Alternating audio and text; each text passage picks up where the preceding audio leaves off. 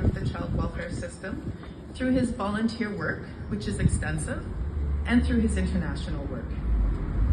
Irwin has always been passionate about politics. He was outspoken about politics at home as a teenager, much to the chagrin of his father, who had very different politics. He was involved in politics as a university student, and in fact, he was so involved with student government that he had to extend his undergraduate years, but he did eventually graduate with his first degree, which was actually in political science.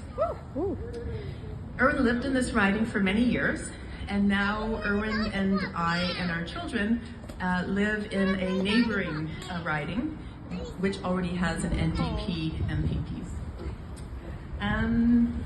What else did I want to say? I want to talk a little bit about why I think Irwin is the perfect candidate. He's positive, he's inclusive, he's creative, and he works very hard. He has a long history of listening to and amplifying voices that don't always get listened to in order to effect meaningful change. As the first independent child and youth advocate of the Ontario Legislature, he established the office of the Provincial Advocate for Children and Youth and grew the office to a nationally and globally recognized exemplary model of child advocacy. He's also been recognized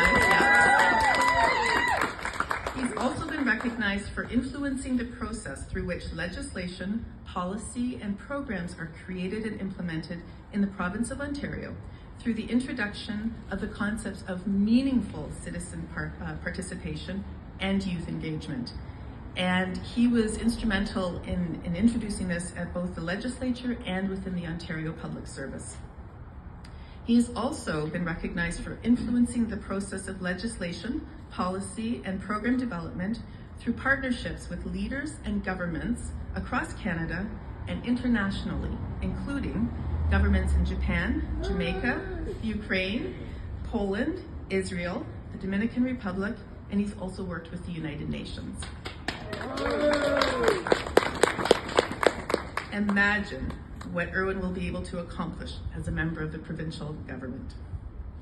He will be a relentless force for good at Queen's Park. And I'd like to encourage everybody here, if you're not already involved, to become involved with Irwin's campaign. Share your ideas. He's always open to new ideas. Share your time. And if you live in Don Valley West, vote for Irwin Elman on June 2nd. Thank you.